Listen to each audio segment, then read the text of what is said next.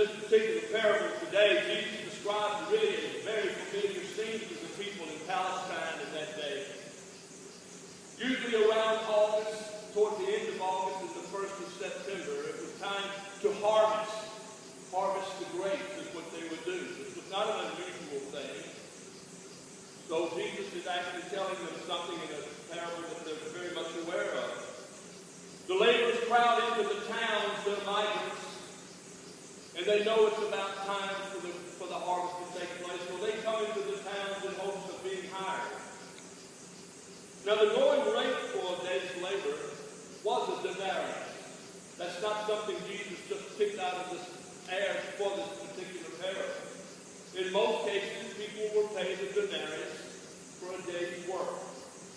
Even the Roman soldiers were paid a denarius a day. Now that's enough money to feed the family for one day. And that's about it. And I'm talking about an average family of 3 or 4 people. That denarius would feed them for one day. It would buy bread for that time. I sometimes think that that's where Jesus got part of the idea in the Lord's Prayer. Give us this day our daily bread. But that's the way it was done. So the people of the first century Palestine would really be familiar with the setting of this particular parable. They would know exactly what Jesus was talking about. And in this parable, he goes on to say that the owner gets up early in the morning and he goes into town to hire some of those migrant workers. And he hires them for that particular denarius that we talked about. But then he says he goes back at 9 o'clock, and then at noon, and then again at 3, and then at 5 o'clock in the afternoon, he goes and hires more. All the day long, he's hiring people. Then at about 6 o'clock, the workers would come off the field to receive their pay. And the workers would be ready to be paid by that time. And they were paid daily. In fact, if you look in the book of Leviticus in chapter 19, you'll see that it's a Levitical law there. It says, do not hold back the wages of a hired worker overnight. So he needed that money to buy that daily bread. So to this point, if they were listening to the parable, if you were standing around and familiar with what took place at that time, you would not be too alarmed by anything that was being said. Jesus described a very normal harvest day. And you would think that the one who started early in the morning and worked till late in the afternoon would get his denarius like he was supposed to get, wouldn't you? With the understanding that those who were hired later would be paid maybe a little less than the denarius since they had not worked that long. One of the things that Jesus does in all of his parables at some point, he'll carry you through the familiar, and then all of a sudden he will take a sharp left or right. And he'll throw something at you that you're not aware of. I want you to hear again what he says takes place when they come to be paid. When evening came, the owner of the vineyard said to his foreman, call the workers and pay them their wages, beginning with the last one hired and going to the first. The workers who were hired about 5 in the afternoon came, and each received a denarius. So, when those came who were hired first, they expected to receive more.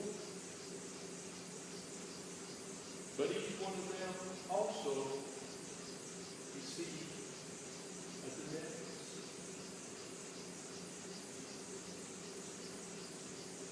Unfair. Unfair.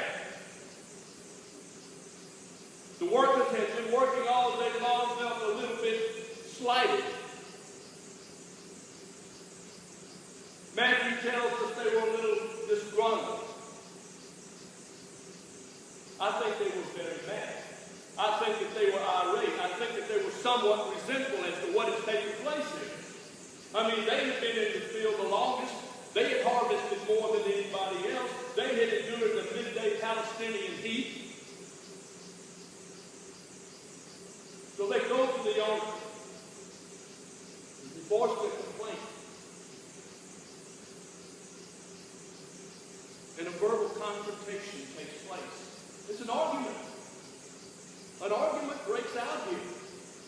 say, these who were hired last worked only 1 hour. You have made them equal to us, who have borne the burden of the work and the heat of the day. But the owner stands his ground. And he replies to these workers, these disgruntled workers. I'm not being unfair to you. I'm not being unfair to you. Didn't you agree to work for a denarius? Isn't that what you said this morning at 6 o'clock when I hired you? Yes, I will work for the denarius. Have I not paid you what we agreed on? And then he suggests they take their pay and go on. But I want you to hear something else that this owner says. He says this, I want to give the one who was hired last the same that I gave you. I'm not obligated to him, but I want to do that. I don't owe him a denarius, but I take pleasure in giving him that denarius. I mean, it is my money, he says. It is my money. Then Jesus says this. As he's talking, as the owner is talking, the owner says this. Or are you envious because I'm generous? Are you envious because I'm generous? And then Jesus ends the parable abruptly. So the last will be first, and the first will be last. That's the parable. That's the parable. This is a troubling and perplexing parable, isn't it? A lot of people don't like this parable. Some people say, my goodness, it makes God look unfair if we assume that he is the landowner. It makes him look as though he has a way of slighting us. That he really doesn't have our best interest at heart here, maybe. It's troublesome. It's a perplexing parable. But let me say this. If we look a little closer at the keys to this parable, I think you'll find this to be a very refreshing and wonderful parable. James Moore, in his book, Jesus' Parables of Life, he says there are really two keys to this parable that kind of unlock that idea of God being unfair. And it puts us in a different perspective altogether. And he says it really starts with the first 7 words of the parable. Did you hear what Jesus said when he started the parable? The kingdom of God, the kingdom of heaven is like. The kingdom of heaven is like. The key tells us to start with that this parable is not about labor relations. It's not about fair market value. It's not about laws and benefits and privileges and rewards. This parable is about grace. It's about acceptance. It's about inclusiveness. All the parts of the kingdom is what it's about. It's about God and his kingdom of extravagant generosity. The kingdom of heaven is like a generous owner.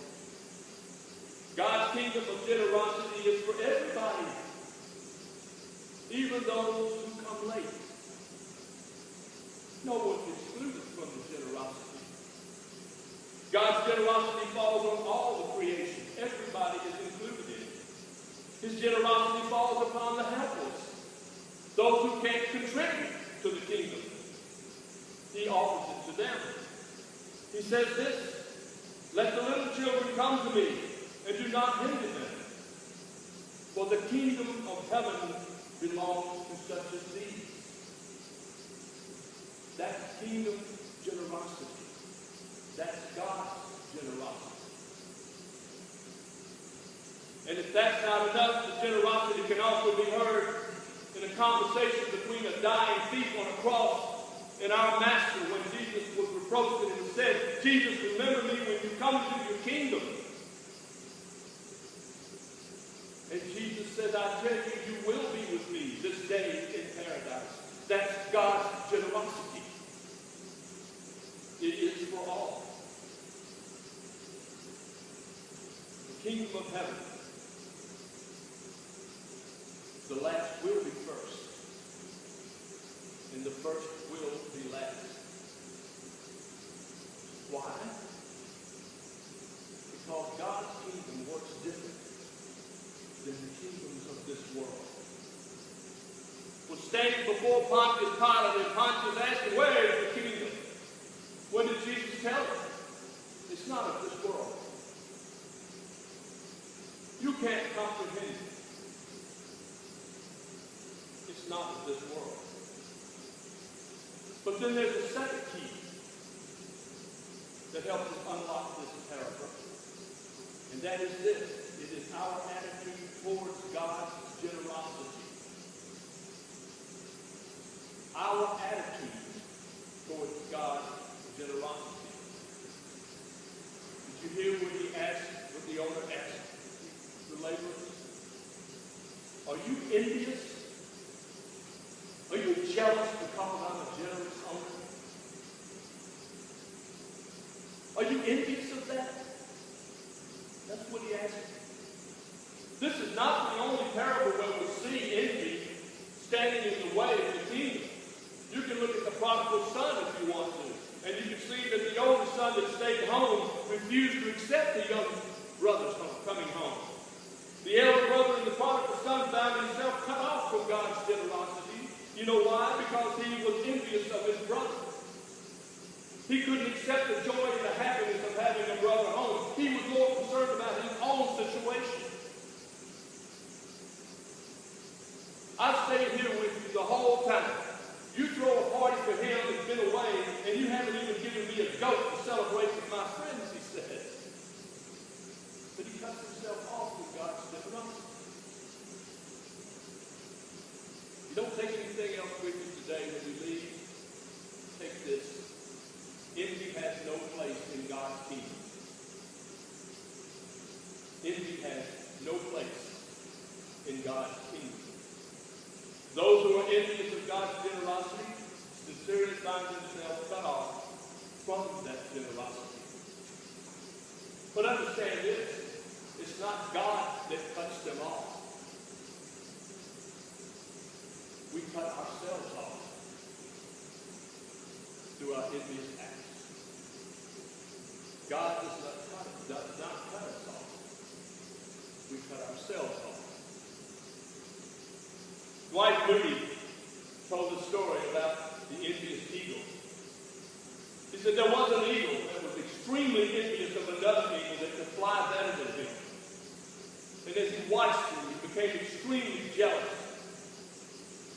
Finally, one day, an archer comes into the woods, and this envious eagle goes to him, and he says, I wish you would shoot that eagle out of the sky. And the archer said, well, I would if I had a feather for my arrow. And with that, the eagle plucks a feather from his wing and hands it to him. The archer fires the arrow into the air, but it misses the eagle. So the envious eagle plucks another one out and hands it to him. And it too misses. Then he plucks another, and then another, and then another.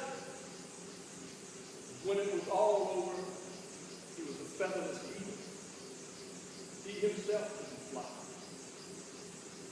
But the archer, he took advantage of that. He killed the featherless eagle. He killed the featherless eagle. You see, if we are envious of others, the one we will hurt the most by our actions, ourselves. There's no room for envy in the kingdom of God. It is a generous kingdom, full of mercy and love. Plenty to go around. This parable is about rejoicing in God's generosity. It's about rejoicing in generosity not just for ourselves, brothers and sisters, but also for everyone. All of those that are incorporated into God's love. Quite honestly, this parable is only perplexing and troublesome when we see it from an envious standpoint. But when we understand that it is an open generosity of God, it's a wonderful thing. That's what it's about. Gracious, unconditional love, an incredible generosity from an awesome God. That's what it's about. And the point is that in God's being generous and kind to us, and we are aware of that,